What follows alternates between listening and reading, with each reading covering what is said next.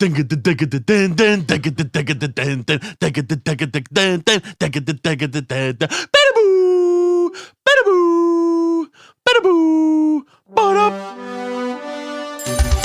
to Diminishing Returns, the podcast about sequels, prequels, spin-offs, and reboots. I'm Chris Scott, and across from me is a man I describe as a right Ethan Hunt. It's Mr. Alan Johnson. How do pod people? Well, this is not mission difficult, Mr. Hunt. It's mission impossible.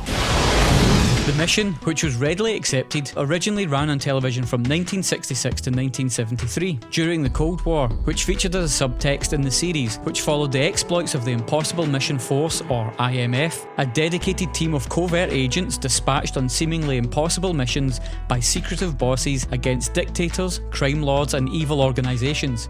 Each episode, or mission, was a formulaic affair, which began with an assignment given on a hidden tape recorder that would self-destruct upon delivering the brief. A team of agents would be selected to best complete their task. They would convene to plan and execute their mission, almost always through the use of elaborate deceptions, gadgets and masks, with each nail-biting tale lasting up until the last few seconds of the episode. The show would be revived for a 2-season run in the late 80s, before being cancelled.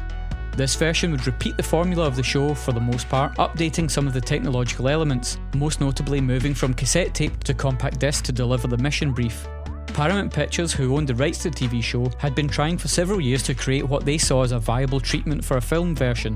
In 1993, upon signing a production deal with Paramount, Tom Cruise and his producing partner Paula Wagner and their company Cruise Wagner chose Mission Impossible to be the first film of this new venture. Cruise had been a fan of the show and was searching for a project that could display big, showy action set pieces. The film, directed by Brian De Palma, would retain many familiar elements from the television show and feature a twisty tale of espionage and duplicity. It would also provide a showcase for Tom Cruise and his willingness to put himself in danger by performing many of his own stunts, a trait that would become familiar throughout the franchise. Mission Impossible would be released in 1996 and would break several box office records upon its opening. While criticised for being stylish but lacking any depth, the film's financial success would guarantee sequels. So with the 6th film in the franchise, Mission Impossible Fallout, hitting cinemas, we accepted the mission to examine Mission Impossible 2, the first sequel in the second most successful spy franchise in cinema history. Impossible, you say? This message will destruct in 5 seconds. Alright, Alan. So obviously this is the second film installment about the International Monetary Fund. The Impossible Mission Force. I mean, it does sound like it was named by a 7-year-old child, doesn't it? Yeah. If you were to say, like, a 7-year-old child, like, you're going to play spies and you've got to name your thing, it'd be like, you know, the Awesome Good Guy Squad, the Impossible Mission Force. It's a very strange name. Especially as week in, week out, they, succeeded in completing these impossible missions. Well, a nice line in Mission Impossible 2 is, says that this is going to be really difficult. And Anthony Hopkins, who's his, like, spy boss, is like, well, this is Mission Impossible, so difficult should be a walk in the park. Lovely. Come on, Hopkins. Oh, just since we've mentioned him, boy, his accent is terrible in this film. I mean, he's one of our best actors, and his accent is brutal. What he's aiming for at any point. I mean, he's only in it for like 5 minutes. It's like he gives up on his accent every second fucking part of that scene. It's like, one minute it's like, hello there, Ethan, and then the next thing he's all like, oh, hello, it's me, I'm back from the valleys. It's very, very strange. So yes, in your intro there, critics described the film as being spectacular, not having a lot of depth. If you want to get that fixed, that's why you bring in John Woo, right?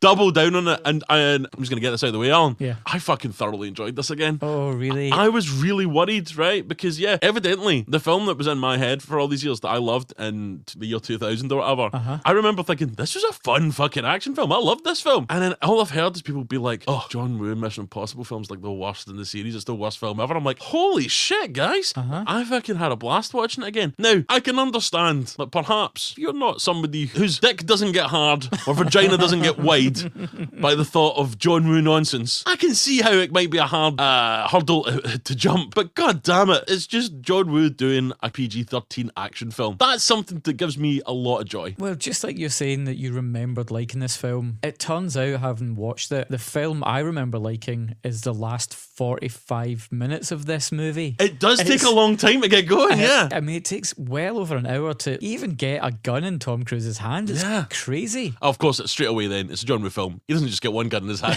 he gets to the classic John Woo. But I mean, so, dear listener, you know, not a lot of times if we're doing two films or the first sequel, we'll talk quite a lot about the first one. One of the, I think, defining features of this franchise is that you don't really need any prior information. Yeah, it's like an anthology series almost. Each mission is very much like a self-contained thing. Yeah, it's like an episode of a TV show. Yeah, it's only really Tom Cruise and Ving Rhames that are even the connective tissue between But there's also no real, like, at no point does Ving Rhames be like, oh, mind when we were in Australia? Yeah. You know, in the later ones. It's just like, he could just be a guy he's just met. So we're just going to go right into, you know, Mission Impossible 2 or MI2, MI:2. Yeah. Basically, the plot is that there's a, you know, scientist has figured out some cure for the flu and also has created some super flu. Yeah, he's made man flu and then made this like cure for man flu. That is of course the hardest bug. Yeah, so we've got the man flu created by this crazy Russian doctor, named after mythic beasts. Chimera's the disease, and Belafonte is Harry Belafonte is Harry Belafonte's the cure. Yeah. Yep, beautiful. And then at this point, that's all we get. Suddenly now we're on a plane with the Russian guy who seems to be meeting with Tom Cruise on the flight. Oh, it seems to be, that's right. Yeah, let's try and do this in a way that will make sense. So what's great is that the scientist has realised that he's created this super strain of flu and he injects himself with it and gets on a plane. And straight away, here's why I love this film, right? Right. First thing I think you do see is a little bit that says Sydney, Australia on the screen, right? So already I'm like, well, this has started well. And then you've got a scientist injecting himself with his own dangerous creation and a lovely bit of, let's get this bit of plot out the way. Yeah. He's sort of recording this and sending a message to Tom Cruise, and he says, you have to take the cure within 20 hours or that's it, it's too late, it's past the point of no return. And so immediately I'm like, so there's definitely going to be a bit where a character has to inject themselves with this later on in the film, and then we know I'm going to say it's going to be around the third act, you know, the ticking clock. So I mean, already within a few minutes I'm like, I love this. I love this. And then this was a very like late 90s, early 2000s fear. There was loads of like biodisease in movies, like an Outbreak, The Rock even, you know, there was always like a sort of like, this bad disease is going to wipe out human race, people holding the world to ransom because we've got this bioweapon. So the scientist guy's on a plane, he's sitting next to Tom Cruise, and Tom Cruise turns around to him with like a shit-eating grin, right? He's like, oh, I'm so glad, you know, we're going to be safe. And Tom Cruise is like, it's all right. He goes, I'm just going to go up to the toilet or something, right? He sort of fucks off for a second. Then it cuts to like an obviously shady evil pilot guy who's not a real pilot, who's then like, basically they've got poison gas in the overhead mask, and of course he tells everyone to put on the overhead mask because they're having to go at high altitude, and like almost everyone's then knocked out, but we're all sitting there going, oh my god, and there's bad guys in the plane, but don't worry, Tom Cruise, we're going to get an action sequence. Yeah. And then the bad guys come in, Tom Cruise walks in, and it's not Tom Cruise, he pulls off a mask, and it's the bad guy Dougray Scott, which then of course means that all that like shit-eating grin stuff is Tom Cruise playing somebody's idea of Tom Cruise. Oh my lord, honestly, that's a nice bit of business. And one of the first few signs, along with maybe Magnolia, of like Tom Cruise becoming sentient, you know, like he understands, like, you know, and it's referenced later on when Dougray Scott, the bad guy's like, you know, the worst part about pretending to be you is having to smile every 15 minutes. Every 15 minutes. And it's just like, yes, brilliant. Masks are sort of one of the issues I have with this, the early part of this franchise at least. And I know it's very much a holdover from the TV show, but if someone can put on such a convincing mask and like voice changer chip on their throat, when you've got all these like double dealing plot strands, anyone could be anyone at any given time with no real sense of I get what you're saying. It should be more like John Woo's earlier film Face Off, where they have to go through hours of painful surgery. Well, I quite like, there's a moment because obviously Dougray, Scottish guy, he was up once an IMF agent, and part of his job description was to be like Tom Cruise's double, and so there's a neat little scene when they illustrate that by showing that they've got both their faces in the computer, and it maps Tom Cruise's face over Dougray Scott. It was a nice thing to be like, this is a character's motivation because he's been eclipsed in real terms by this other person. So that's kind of why he's the baddie. Yeah, but again, John Woo always does this in his films. You know, the bad guy and the good guy are mirror images of each other, and you know, they're two sides of the same coin. And what I love about that is that with this and Face Off, like, he literally makes that not just subtext but actual text. Like, they actually they become each other. What I liked, I thought the use of masks in this one was good, because that first scene, I hadn't seen this film for well over 10 years, maybe 15 years. I forgot it wasn't Tom Cruise. Absolutely. And so when it happened, I was like, oh yeah, you've totally fooled me, guys. I love it. And there's a great scene later on where Dougray Scott thinks he's killing Tom Cruise. But what's brilliant about it is that although they do make it kind of obvious as for the character of Dougray Scott that he's actually killed his lead henchman rather than Tom Cruise, because he's done the face swap thing with him. I like the fact that John was like, yeah, I know that the audience is going to kind of figure this one out.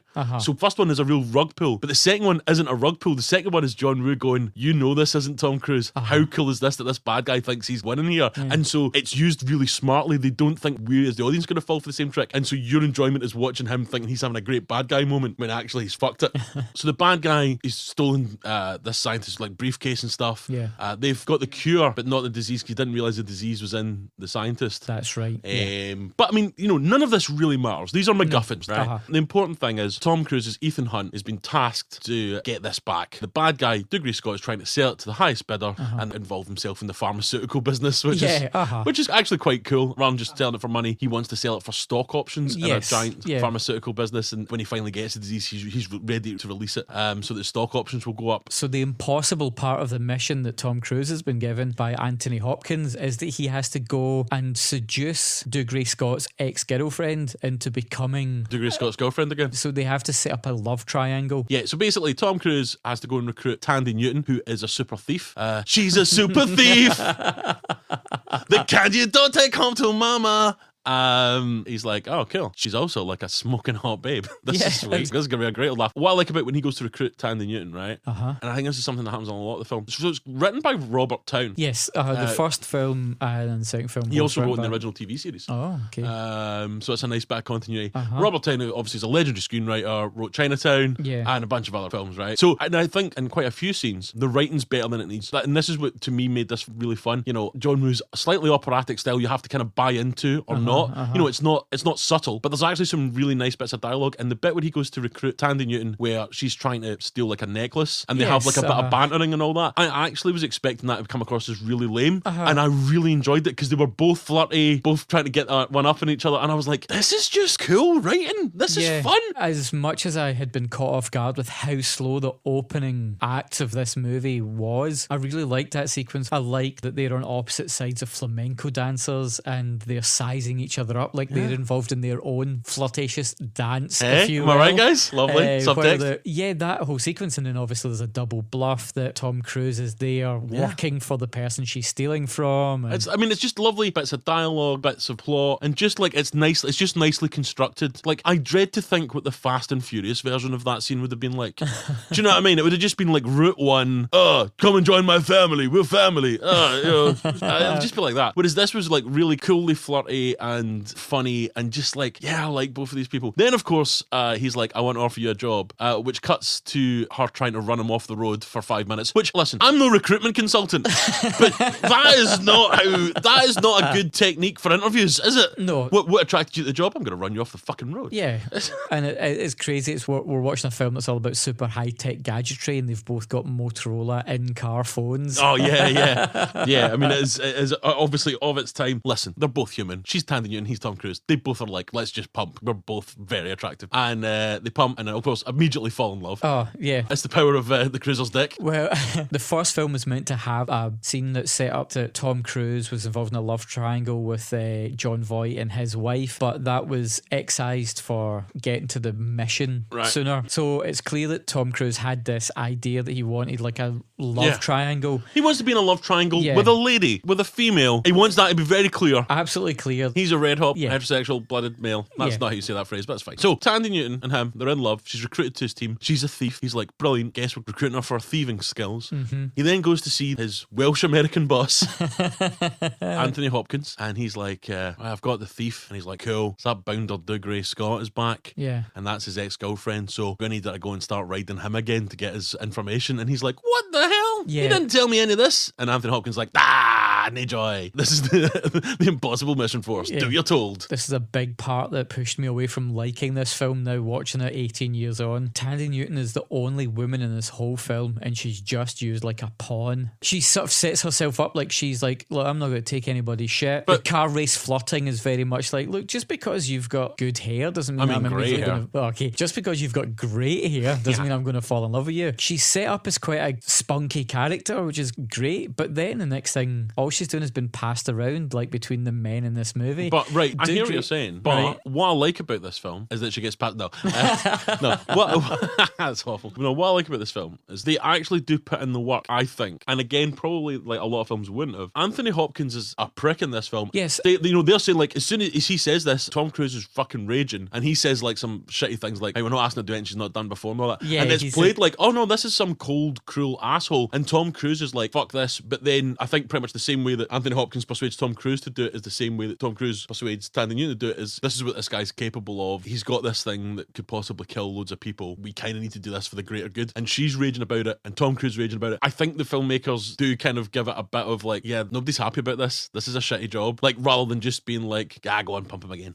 Go on. Go on, pump it. You know what I mean? So I'm not as bothered about that. It just didn't sit well with me. Like, I understand she's a woman, she's got all the training she needs. Like, that horrible line by Anthony Hopkins. Yeah, that lets you know he's an arsehole. Like, he doesn't care about how the mission's done. Like, it doesn't matter to him if somebody's got to get dirty to do the job. And then, so there's a lot of sequences of Tom Cruise, like a stalker ex-lover, watching her on monitors and stuff. And Aye. But again, I quite like that. It's a bit weird. Also, in that conversation with Anthony Hopkins, they have a cool line when it says something like, they show the plane crash with the Russian doctor, and Dougray Scott's obviously done that, and Tom Cruise is like, he always needs to leave too many hats on the ground. That's cool. Again, a lesser film, a lesser screenwriter would have went, boy, he likes killing people, doesn't he? Do you mean this actual film that becomes a lesser film when they describe him as liking to get his gun on? Yeah, I mean, listen, I'm not saying every line's gold. I get it. It's a game of two halves in very respect. But you know what I mean? Like, wee bits like that, I really enjoyed, and I kind of like that sort of speaking in ersatz lingo. So I like it.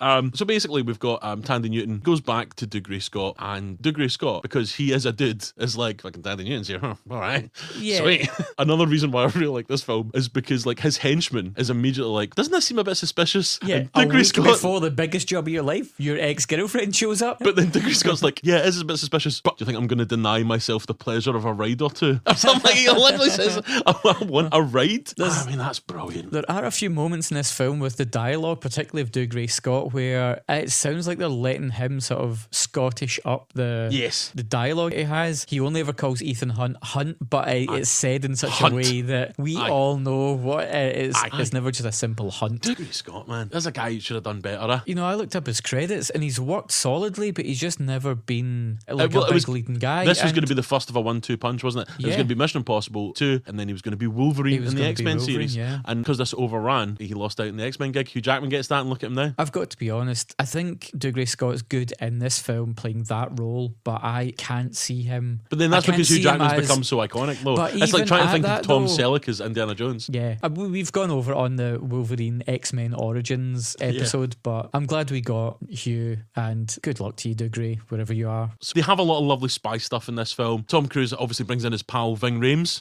and a new pal, an Australian guy who might as well be like a talking kangaroo for all the kind of I mean, basically it's just like, he's an Australian. Anthony Hopkins says, pick anybody you want for this team to complete the mission, and he's like, I'll have Ving Rhames because he was good last time, and I'll just pick generic Bruce. Yeah.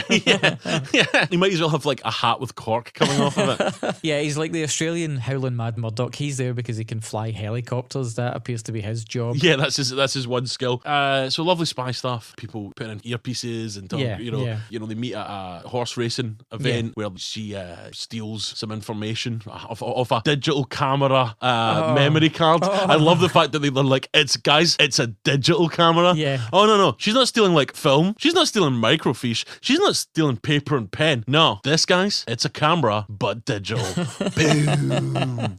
At every point they're like, we are going to get the digital camera memory card. Obviously, like in the year 2000, they were like, do you think people are going to understand that it's not like a normal camera? So they're like, just double down, say digital at all points. But that's when she gives the game away, because she puts the envelope with the digital camera memory card in it in the wrong pocket. it in the right-hand pocket instead of the left-hand pocket. There's some pickpocket stuff going on. There's nice cutting through the crowd. Richard Roxburgh, Dougray Scott's henchman, is coming to find out where she is in the crowd. Oh yeah, he's also drinking a half pint. Now, I don't know about you, right? But if I've got a henchman in my crew and I see him drinking a half pint, I'll be like, mate, you're embarrassing yourself. Drink a pint or fuck all. Well, they're in Australia though. It's a schooner, isn't it? It's the optimum drinking glass, so the beer's always cold. It's about drinking beer cold. It's not about quantity. They would rather drink many more small beers because they stay cold than one big beer that gets warm before you finish it. I'm going to offer the whole of Australia out for a fight. I think these are all pussies. Please don't come and hurt me. I bruise like a peach. And then there's Brendan Gleeson as the head of the pharmaceutical company Big Pharma. They're the bad guys.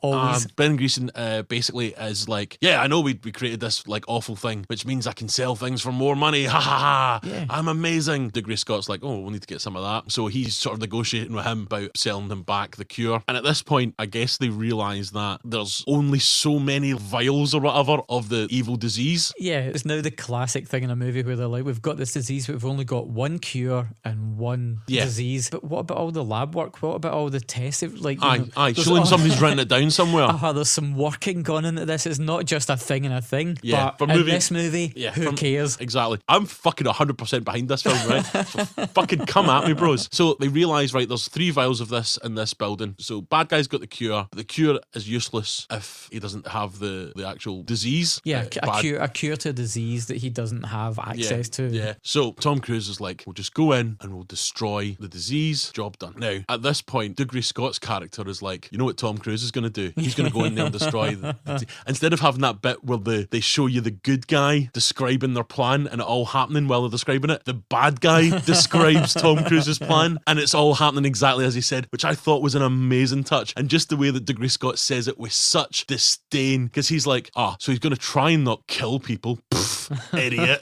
So he's going to do some elaborate nonsense. And it's brilliant because obviously in the first film there was an elaborate kind of coming down from a skylight sort of thing. Mm-hmm. And so it's kind of making fun of that. Again, I was just smiling and going, this is nice business. And of course, Dougray Scott's like, yeah, we're not going to do any of that. We're just going to go in, shoot motherfuckers up and take it. And I'm like, brilliant. He's also like, I'm going to bring Thandie Newton along. Yeah. Because he's figured out that she's at it. But he's like, all right, fucking bring her along and that'll make it a bit more exciting. So they're both going to the same bit. The reason that they know about the vials of the disease is that Tom Cruise has faked out Brendan Gleeson by drugging him and pretending that they'd given him the disease and asking for information while wearing the mask of the dead scientist. Yeah. Which is really creepy. I love it. Brendan Gleeson, he goes in the back of his limousine.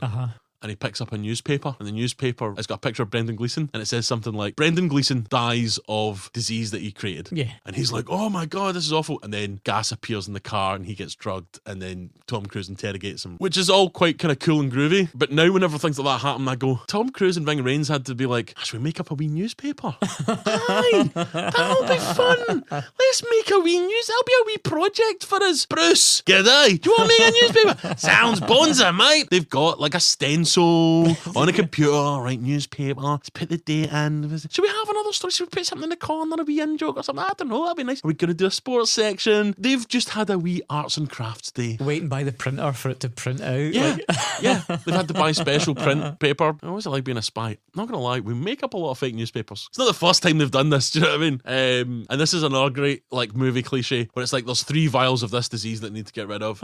And Tom Cruise, like after brilliantly evading all the security systems, gets to it and he's like, right. And he goes to the vial 1, destroyed. Oh boy. Vial 2, destroyed. Vial 3.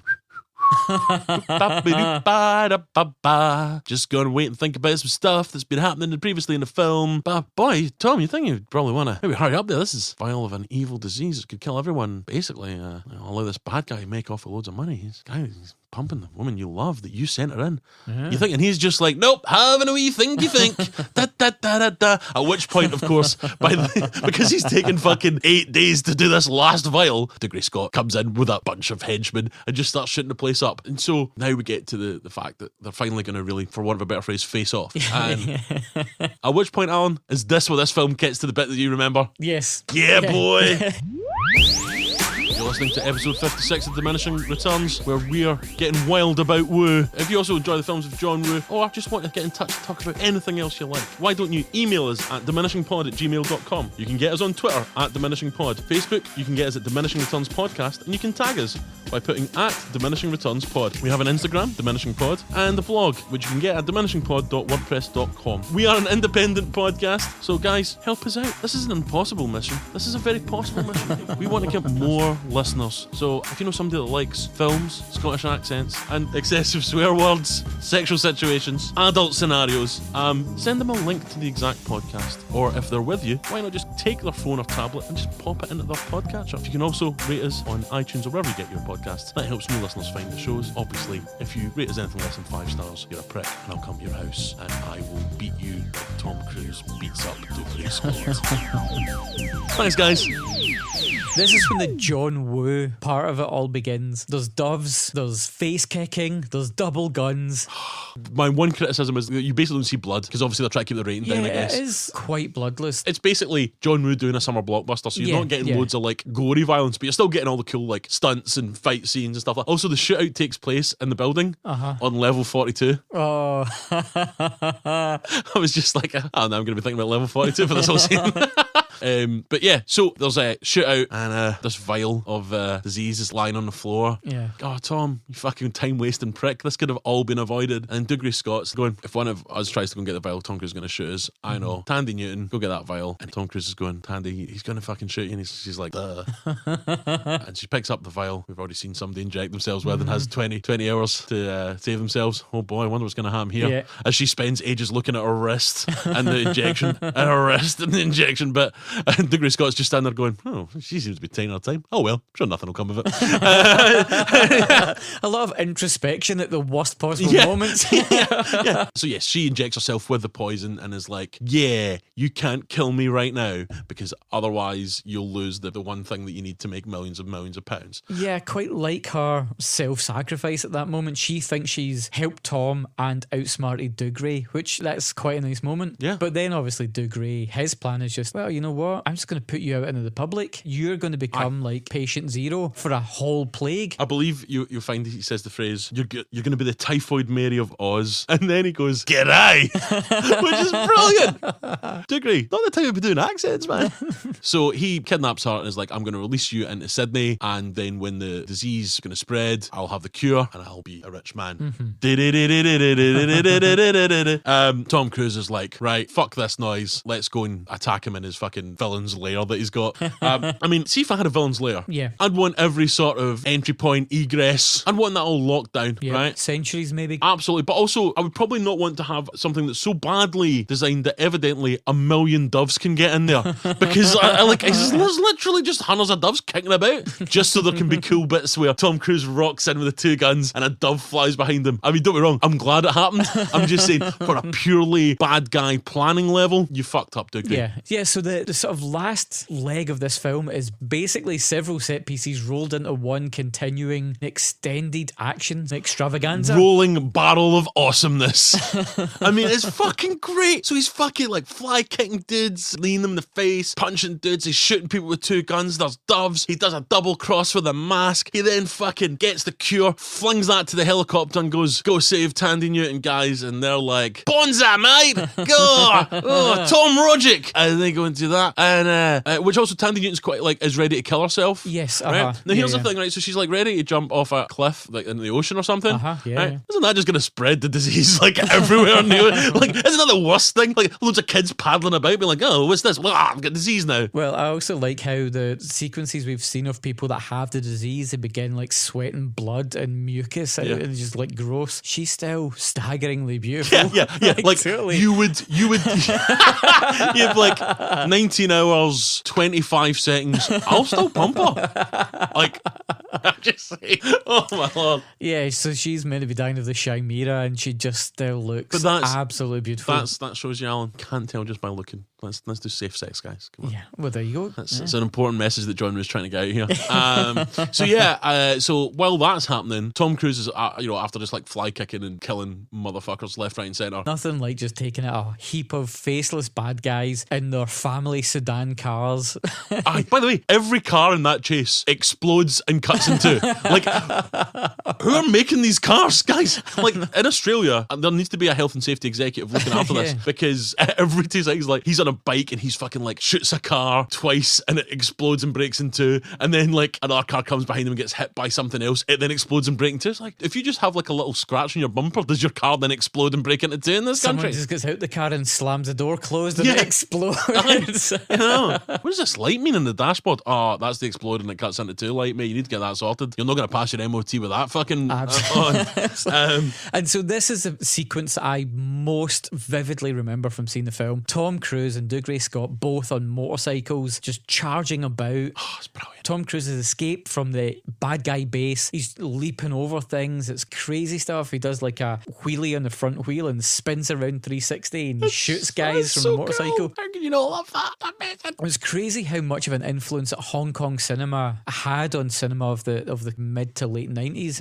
And what better way to illustrate that than to have John Woo here. It was great to see those elements inside the action sequences. Yeah. I mean, I think the thing about John Woo at his peak is that there's no such thing of him going, is that a bit too much? He's just like, oh yeah, no, two dudes spinning around on motorcycles, front wheelies, jumping behind each other and shooting without even looking. Oh no, that's my favourite bit. Tom Cruise uses his wing mirror to look behind him to shoot at Dougray Scott. I mean, just how cool a is little that? moment like that. As much as I have heavy reservations about a lot of stuff going on in this movie, this sequence with the motorcycles is fucking brilliant. It's really cool. They jump off the motorcycles and fly at each other and grapple in midair. I mean, I'm not gonna lie, I came everywhere. It was just like, holy shit, this is brilliant. And then they have this sort of battle on this beach. So they're having this barney, right? And it's some real brutal, like, the action before's been all like really clean and cut, because it's just like Tom Cruise murdering like faceless henchmen. But you know, at this point it's the two main guys and they're both just fucking going at it, man. In their own way, just fighting over Thandie Newton. Right. The actual fight choreography here is incredible. There's loads of like 2-footed jump kicks and to kick the other person in the chest. I mean, the action's ludicrous, but it's really well staged. I don't want to be realistic. I want them to be fucking like these two guys, mano a mano. My favourite type of fight. Because if at this point you're starting to think, well, I hope they don't do something unrealistic, you've not been paying attention for the rest of this fucking film. But at this point, like, he thinks Dougray Scott's been beaten. Yeah, he's so consumed with the rage that Thandie Newton might die that he smashes Dougray Scott to a pulp. Yeah. And then that gives way to the wonderful trait in movies of the bad guy's not really dead and he pops back up. So the bad guy's got a gun on Tom. But then we see there's a gun in the sand. What's going to happen? So he basically kicks a gun out of the sand. You know, like you would chip a ball? Yeah. Right? So he kind of does that to the gun, but there's obviously like a little kind of bit of rock or something. So there's only one way that his kinetic force can move it. And that's right up into Tom Cruise's hand and spins round and shoots Dougray Scott. Now, you may be sitting there going, Chris, that's not how kinetic force works. That's not how physics works. Fuck you. This is cool. This is a cool scene. It rocks. That is classic John Woo. Like the kicking the gun out the sand, the somersault flip to shoot the bad guy. It is a thing of action movie beauty. Right. And then Thandie Newton's been injected. He's just like, I'm going to kiss her straight away. And I was like, oh boy. I mean, like, she's literally just 10 seconds away from becoming super infected. It's going to kill half of Australia. I would maybe just get in for testing first, mate, before you get the tongue right down it. I get it. But Tom, don't be thinking with the wee head, mate. What would Anthony Hopkins have done? He wouldn't. He hates women. He hates women according to this film. Violently misogynistic. Aye. Oh, head woman, boy, oh. And so that's it. You know, Thandie Newton's been injected with the cure and is now perfectly well. Yeah. They're reunited as lovers. I'm sure Helicopter Bruce and Ving Rhames. You think they're pumping? I don't know. At least they're going to go out and see the sights. I'm going to say Ving Rhames is the top. Tom's got the girl, killed the baddies, he's saved the entire planet. That's a triumvirate. That's what everyone wants. Right. Basically the How Awesome Is Tom show. Right. Don't get me wrong, and we've discussed this, you know, he is in real life a complete nutter. Yeah. But as an action star or a film star, I mean, he puts the work in, he puts the graft in. I mean, we didn't actually even talk about like the opening sequence where it's him climbing rocks without ropes and stuff like that, which obviously, I mean, he will have been roped in real life or that would have been digitally erased. Yeah, right? yeah. But it's just like, how cool is Ethan Hunt? Yeah, it's they're just mental. Out in Utah and he's free climbing. It looks amazing. That's breathtaking when you're It's introduced an to iconic him. scene, yeah. And I really like when he climbs to the top and a missile gets shot out of a helicopter and it pops open. And it gives him his mission. And he puts on, it's no longer a cassette or a little disc to get the mission. He puts on sunglasses. Yeah. And the sunglasses tell him the mission. Once he hears, this message will self-destruct. Just how he takes off the Oakley shades, which are so very like turn of the century, and throws them to the camera as they explode. I mean, you know, like, again, John Woo is amazing. You have to kind of buy in to this is not the real world. This is going to be a bunch of stuff that's done to be, in inverted commas, cool. And if you can get over that hump and into that vibe, you're going to have a great time. You are going to have a super fun time. I think what really makes this and subsequently like the other Mission Impossible films really work is Tom Cruise's mad insistence of doing his own stunts. Yeah. But the easiest job in Hollywood must be to be Tom Cruise's stunt guy, because he's just like, stunt guy, don't worry, I've got this one. The stunt guy is just this out of shape. He's never been on screen. He started off looking just like Tom Cruise, and like within 10 years, he looks like me. Tom's always just like, don't worry, Dave, I've got this. All right, mate. So yeah, I mean, like, this is a John Woo film. Mm-hmm. Like, this is the film that made it go. This isn't adhering, although it does take maybe more than some of the later films. It's not going like Brian De Palma's set this template. We are going to adhere to that strictly. With Mission Impossible 2, they went, no, make a John Woo film, which then kind of frees the franchise up. I think to then the third film is no, you make your version of Mission Impossible. All that we need in it is Tom Cruise and stunts. Yeah. And everything else is basically up for grabs. And which has given that franchise a kind of longevity that weirdly, although it doesn't work in the sense of like a normal franchise where it's about the relationships between other characters that you've seen, because it doesn't matter. It's like, again, like as you've referenced the other more successful spy franchise, Bond, because it is basically, there is only one character that reappears really. Yeah. You know, there's some minor ones, but there's no real heft to their relationships. It is just, this is your sandbox now. You do with it what you will, which weirdly has made it such a long-running franchise. I think it's been to its benefit. I mean, they certainly update each time. And, you know, the first one is a very classic espionage tale. Yes. And it's very globetrotty. I felt the second one, 3/4 of this film takes place just in Australia. And it looks like it takes place within 3 square miles of Sydney Harbour Bridge. Every time you see like an aerial shot, the Harbour Bridge or the Opera House is in the background. A friend of mine recently watched it as well. Basically,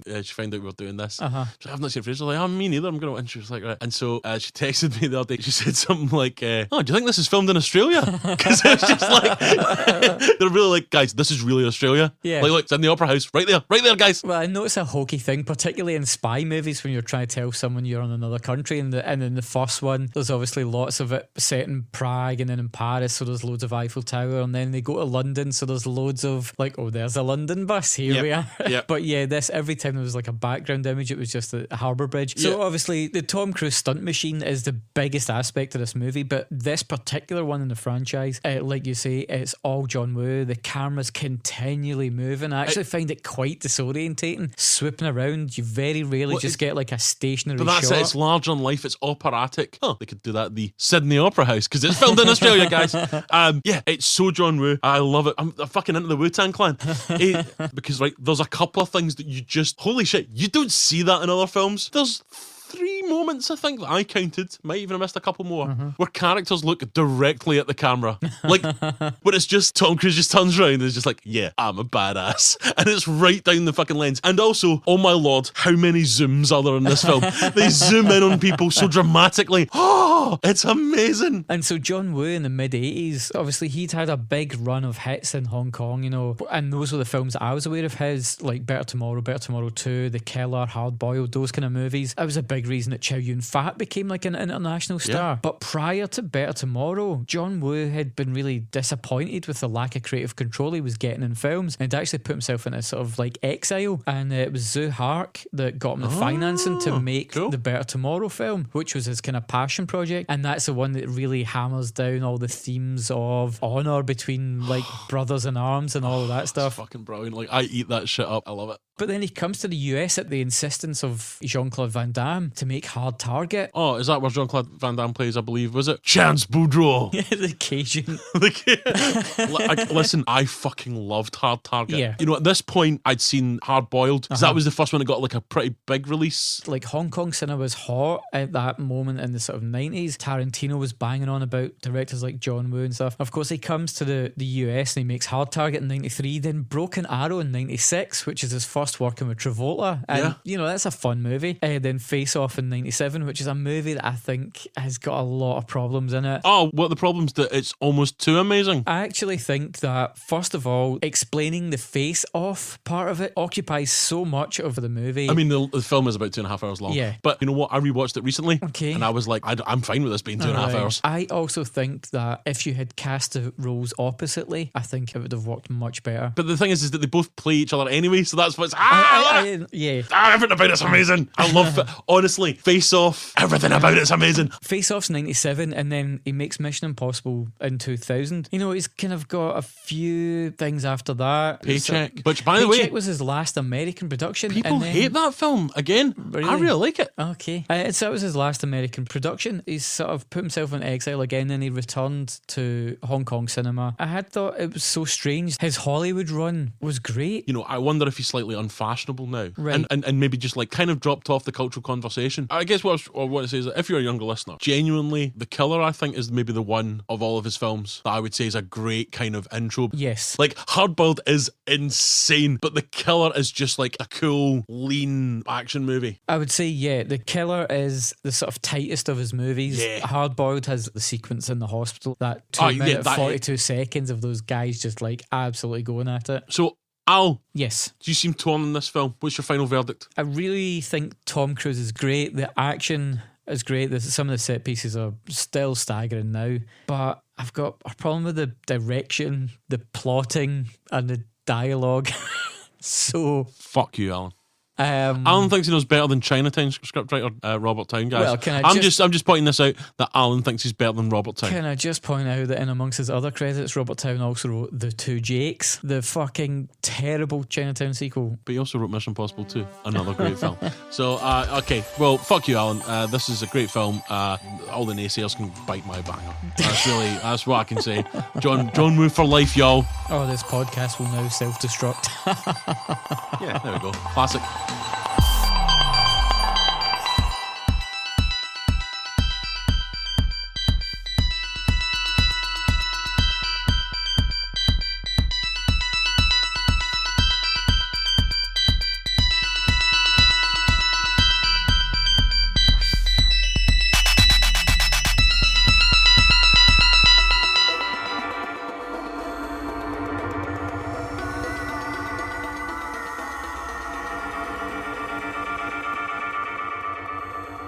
Thandie Newton. Thandie Newton, yeah. Thandie, I believe, yeah. That's not how it's spelled, though. No, it's not. It's absolutely not. Alright, so we'll keep that in so that I don't want anyone fucking emailing in. Okay.